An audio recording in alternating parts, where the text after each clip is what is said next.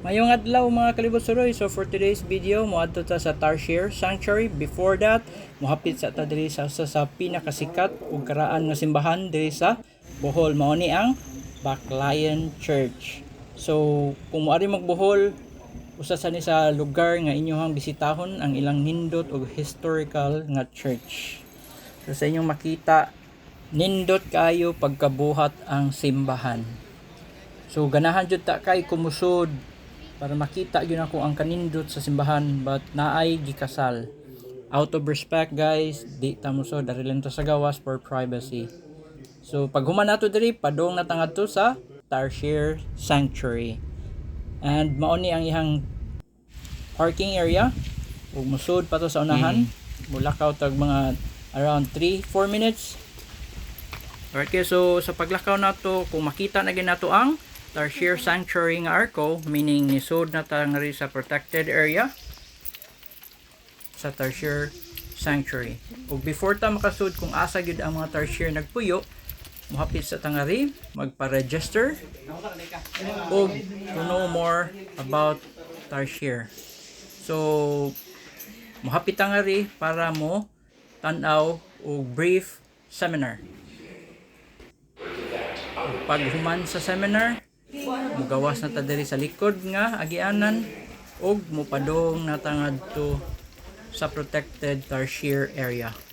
So along the way guys, makita na tong mga gagmay nga signages, reminder regarding sa protected area sa Tarsier Sanctuary. So if you can see, daghan ang lain-lain nga reminder na dili magsaba-saba, dili i-flash ang inyong mga pictures or inyong mga camera. O nakita din nato diri ang pinakaunang Tarsier. Mao ni na diri natulog sa bamboo or sa kawayan. So lisod siya pangitaon guys, kay gamay jud kay siya. Para siya sa unahan, no. So motuyok tang eri sa unahan para sa nindot nga angle o dara mas klaro-klaro ni siya diri. Nara siya guys, oh ka-cute. Nindot jud kay siya. Pero bawal jud siya ikapon. Tan-aw lang jud guys. Og dara, oh, don't touch. So ano no gyud hilabtan ang Tarsier guys. So nindot kaayo ang area, jungle jud kay sanan. Maka-remind jud ni nako before nga bata pa ko, lahi rin jud kayo diri sa Cebu. Daghan pa kayong kakahuyan, wild nga mga katanuman, pero karon wala na, puro naman building ni ngari og mga balay. So diri sa pag lakaw nato na sa tay nakit-an nga lain nga Tarsier, but tuwa siya sa ibabaw kay tos tuktok, oh. So lisod siya makita kay nagluko siya didto natulog. Kay ang kaning Tarsier god, ug mabuntag matulog man ni sila, ug magabi ni sila active, nangitag pagkaon ug magsuroy-suroy. So nangita ta og kanang mas mubo-mubo ug gikatulgan og kanang klaro guys. So diri sa unahan ni padayon pag yud ngadto sa mga tumoy-tumoy nga area. Anyway, naamtay ko yung gani nga guide nga nangita. O pag abot nato diri sa unahan, naay nakit-an. So nara kani ang ubos yung kayo ug klaro kayo nga gistanbayan. Dara siya guys. Yun. Oh. Oh ha? Dara, nitan-aw gid nato guys. Hello. Ka-cute gid guys. Oh ha?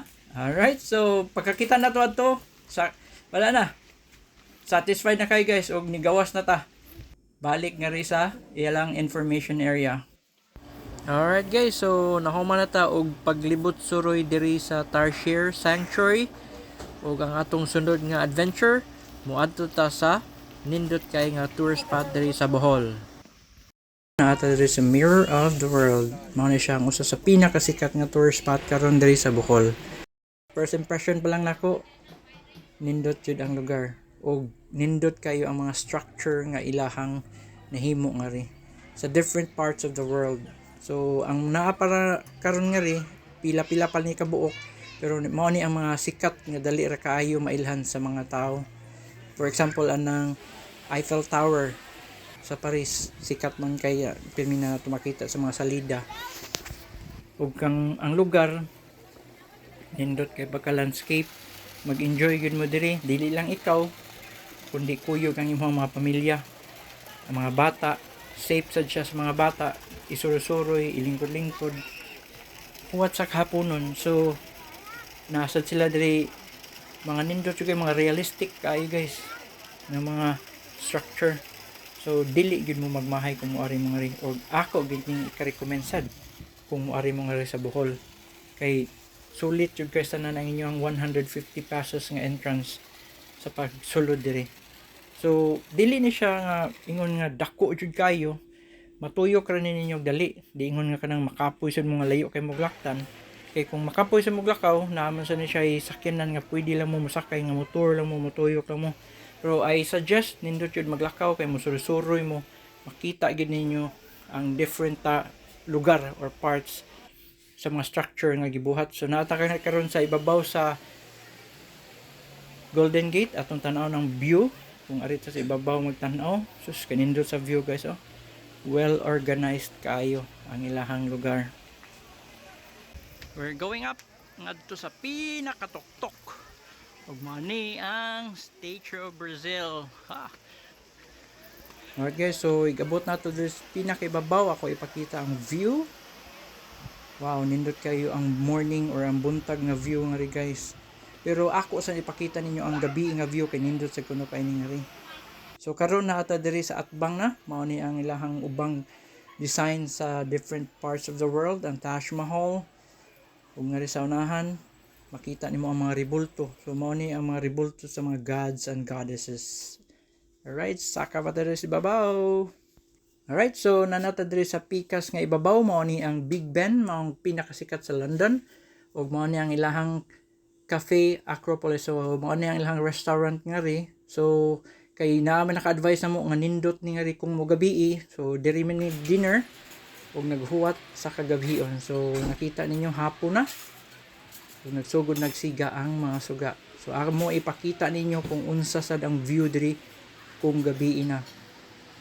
O hapit na ang gabi, huwat na lang ta kadiyot. Wow, so mauni ang view kung gabi na guys.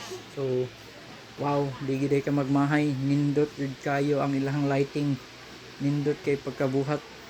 Oh, kung makita ninyo, dilaab kayo ang lain-laing color sa suga. Worth it jud ang paghuwat sa kagabion para makita ni. So nakita na tong buntag o gabi.